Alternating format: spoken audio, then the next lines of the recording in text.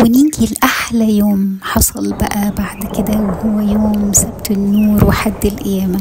ربنا يسوع بعد ما يدخل القبر يجي الشيطان الشرير اللي حس بالانتصار عشان ياخد روح ربنا ويدخلها الجحيم. أصل كل الأنبياء كانوا بيدخلوا الجحيم، حتى الناس الحلوة طبعا، حتى موسى وإبراهيم وإسحاق ويعقوب كلهم كانوا بيدخلوا الجحيم. عشان كده كانوا أسرى تحت إيد الشيطان.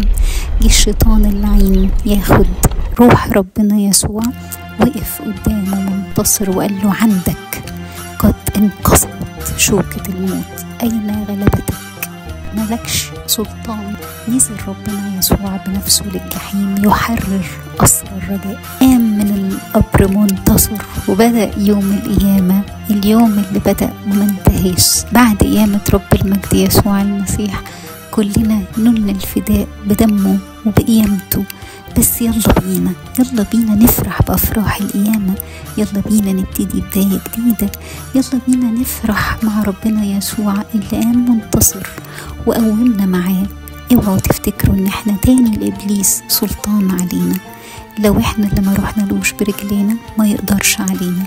يوم ما تقلق او تخاف او تحس انك وحدك، ارشم علامة الصليب، علامة النصرة، علامة الخلاص. ربنا يدينا قيامة مقدسة وأفراح القيامة، ونفرح بأداديس القيامة طول ال50 المقدسة، وفترة زفة وأعلام بيضة وستر الهيكل أبيض. ربنا يفرحنا كلنا، وكل سنة وانتم طيبين.